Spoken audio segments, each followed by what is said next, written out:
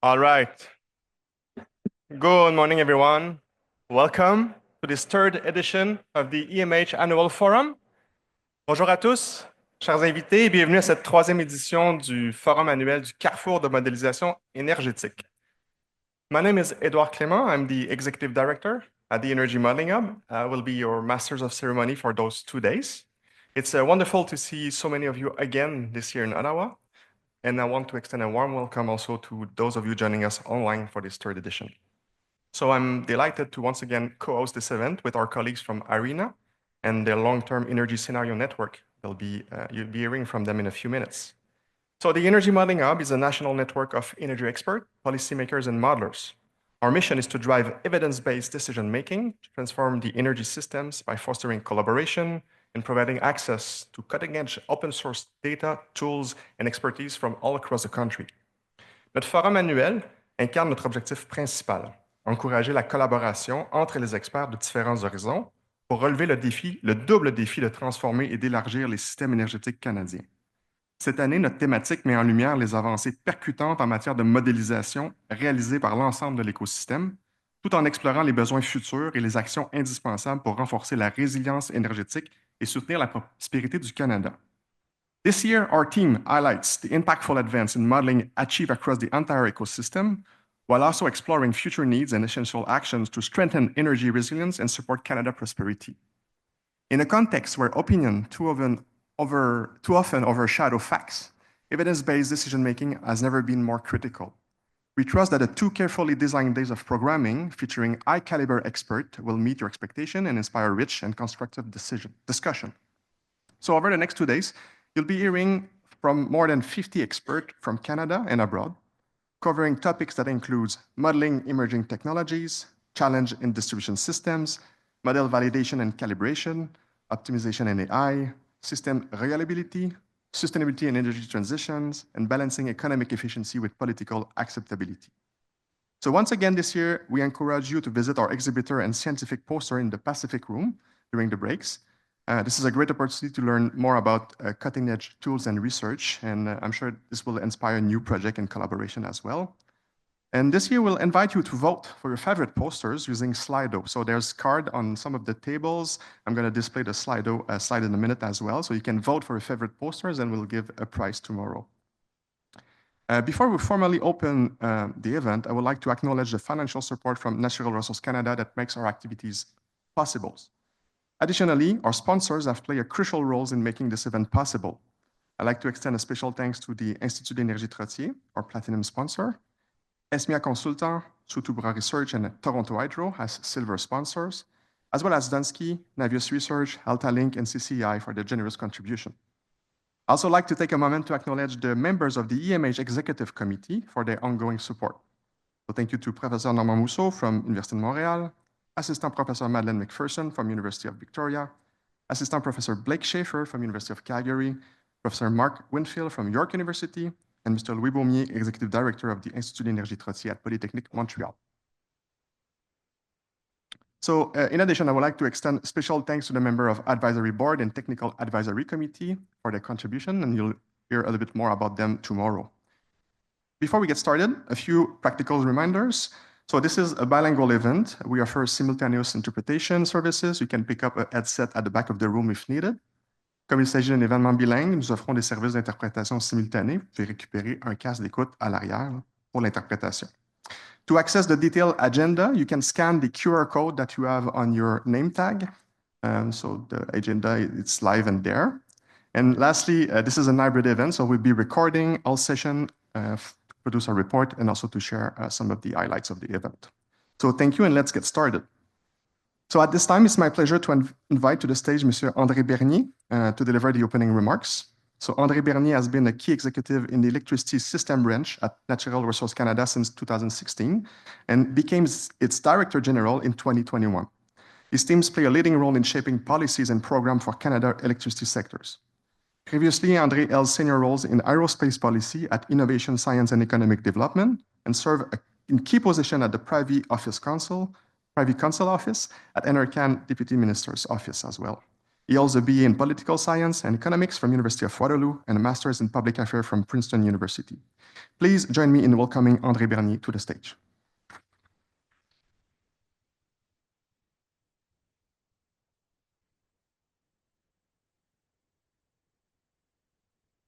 Good morning, everyone, and welcome. Thanks very much for the opportunity to open things up with a few reflections on the broader policy environment and how that relates to the electricity sector, in particular as it transitions towards net zero. I'd like to start by acknowledging that we're gathered on the traditional unceded territory of the Anishinaabe Algonquin people. I've made my home here in Ottawa for most of my life, and I'm grateful for the privilege of being here on this land. 2024 fut une année faste pour le gouvernement du Canada concernant le secteur de l'électricité, avec la publication du rapport final du Conseil consultatif canadien d'électricité en mai dernier, la publication prochaine du règlement sur l'électricité propre dans la Gazette du Canada et la communication, elle aussi proche, de la stratégie pour l'électricité propre. So busy year from a federal perspective. A couple of the things that I just mentioned, the clean electricity regulations and the clean electricity strategy, are both things the government is committed to put out in 2024. So we have 21 days to go. I think our best strategy, and I hope you agree with me, would be for us to get that out sooner rather than later. I think if it goes beyond next week, we're going to be losing our audience for anything in this year. So the community of people here today are ones that we depend on quite a bit when it comes to developing advice. And all the things that I mentioned, the regulations, the strategy, the work of the Canada Electricity Advisory Council have drawn from that community, many of the experts here in this room having made contributions to that. And I'm particularly grateful for the Energy Modeling Hub, which has been a focal point for this community. It's helped to bring people together, and I congratulate the Hub for its work in bringing together this tremendous event. Also would like to acknowledge how important international expertise is for these kinds of decisions and conversations. I think it's wonderful that the International Renewable Energy Agency, IRENA, is the co-host for this event. So from the perspective of the Government of Canada, just looking at the landscape right now, a lot of attention tends to go to the supply side, but we think it's important to consider the demand side as a part of this process equally. And that's something that my hope is going forward, we'll be able to take a more and more integrated perspective. It's one thing for us to have a system that's clean, reliable, and affordable, but that has to match up with what is happening on the demand side, and we're seeing a lot of changes there. It's one thing for the physical infrastructure to evolve, but at the same time, we also have changes in how people interact, the models that people use. This is where we see consumers and households and businesses themselves becoming participants in the market, which is an exciting thing for in terms of what is possible, but also makes the work of all of you here in this room a little more complicated as you peer into the future. One of the things that we know will make your life a little bit easier would be policy certainty. And so that's where our hope is with the clean electricity regulations coming into place fairly soon, that there'll be a better sense of what the parameters are, what the guardrails are, something that will help unlock decisions and clarify what the path is going forward over the coming years, in fact, decades, because this is a sector where very little happens in the short term. This is an area where the physical infrastructure takes many years to build. That alone is not enough. Things actually need to get built. You can't just have the frameworks and regulations. And a message that we've heard loud and clear is that there's parallel work that needs to be done and work that's underway to help speed up project approvals. And this is not about cutting corners, but finding ways, not just at the federal level, but also the provincial level, to move more quickly than we have in the past. Depending on what your analytical starting point is, you'll have different numbers, different ranges of numbers in terms of how much infrastructure needs to be built, but nobody is looking at a scenario where growth is gradual over the coming years. We're looking at something that would be much, much higher than it has been in previous years. Coordination and collaboration is a big part of the story from a federal perspective. We work very closely with provinces and territories whose jurisdiction includes operating their electricity systems. And working with them in the spirit of partnership is critical. Finding our joint priorities, focusing on where we have work to do in common is going to be a key part of our recipe for moving forward. It has been to date, but will be even more important going forward. So thinking of the themes today, your work as a community of analysts, modelers, the work that you do is a vital input into the decisions that we make and we help facilitate at the federal level. It's something where I've seen firsthand ministers, deputy ministers drawing on the modeling work that you've done to help inform their decisions, debating points in a healthy, constructive way. And for those of you who've met our minister, the Honorable Jonathan Wilkinson, he would be very much at home in this room. I've seen him go through annex tables in the clean electricity regulations, looking at the assumptions about different technologies, going through it thoughtfully to make sure that decisions are made on a sound basis. It's vitally important, the work you're doing. And we know that it brings you to a certain point. At some point, you need to apply judgment to go forward. But it's critical to have those inputs. Decisions need to be made on the best possible basis, especially given the longevity of the decisions, the scale, financial, in terms of time as well. So the message is simple.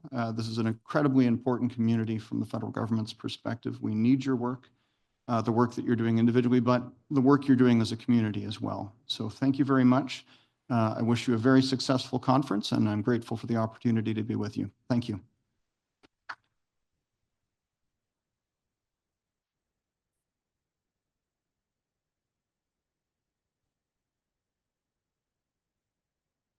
All right, thank you, André. And once again, thanks to NRCan for continuous support as well. So now it's my pleasure to introduce Dr. Larissa Nogueira, Team Lead of Energy Planning and Modeling at the International Renewable Energy Agency, ARENA. So Dr. Nogueira brings over decades of expertise in energy system analysis and the assessment of clean energy technologies to drive the green energy transition. At ARENA, she leads the energy planning and power sector transformation team, overseeing key modeling activities such as power capacity expansion, system flexibility, and off-grid solutions. Her work spans the globe, contributing to energy planning and climate policy effort with governments, the private sectors, and international organizations. It's a pleasure to welcome Dr. Larissa Nogueira to the stage at this year's co-host.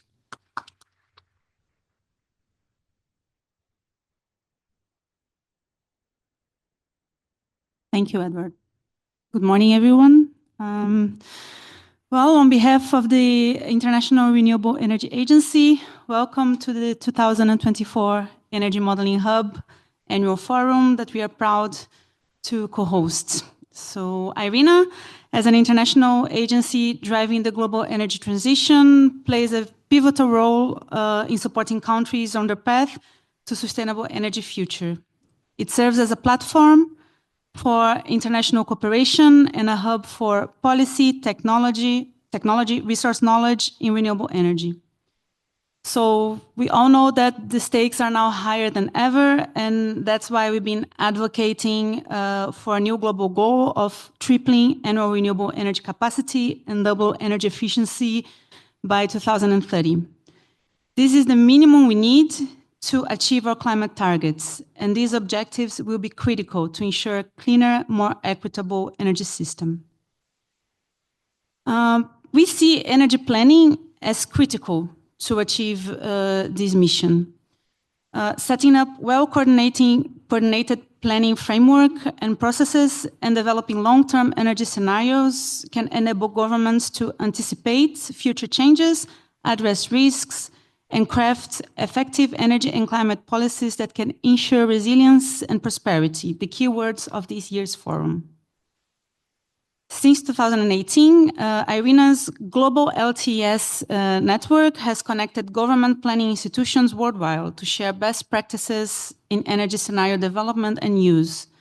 The network focuses on establishing robust governance and development processes for energy planning, including coordination between ministries and participatory processes, which Canada has been very active on, improving the use of scenarios, including clarifying the purpose of these activities and communicating them to the right stakeholders accordingly, and enhancing national energy planning ecosystems. And well, some of you might know that there is this proposed Global Coalition for Energy Planning, a major initiative from the Brazilian G20 presidency of this year, which aims to enhance international cooperation and capacity building in energy planning with a focus on mobilizing finance. IRENA, through and because of the experience with the LTES network, has been active in shaping this proposed initiative, and we're looking forward to further collaboration in this context. Because this is where the collaboration with the Energy Modeling Hub lies in the end. Colleagues from Natural Resources Canada presented this initiative at our events a couple of years back, and they kindly invited us, along with Edward, to collaborate on the last year's forum. The hub and the forum really showcase an approach to fostering this planning and modeling ecosystem across government, academia, utilities, and private sector that is truly unique, in a way that truly exemplifies the type of replicable practice that we aim to share in the LTES network and in the Global Coalition now. A practice that could truly build a planning ecosystem and community that can drive national and subnational energy and climate policies forward with a great impact, as André has mentioned in his speech. Well, also me personally, as an energy planning practitioner, using modeling and scenario exercises to support policymakers throughout my career, I am really excited to watch the productive discussions and collaboration in the next couple of days. I'm really looking forward to bring back interesting insights from this community to my colleagues back in IRENA. I would like to thank the Government of Canada for their active participation and initiative within our network. I look forward to our continued collaboration, and I would also like to thank Edward and Energy Modeling Hub for the kind invitation to co-host this again. Thank you, and please enjoy the forum.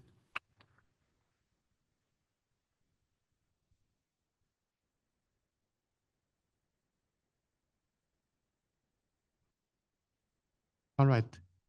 Thank you, Dr. Nogueira. It's a pleasure to have IRENA again as a co-host. So before we move on to the first session of the day, let's start the real thing. I'd like to remind you that in addition to using the microphone, you will be able to post your questions and upvote your favorite questions using Slido. So you just use on your phone slido.com, enter this number 1348528, and you will be able to upvote questions as well, and also vote for your favorite poster across the day. So we have a tight schedule, of course, you know me, so let's get started.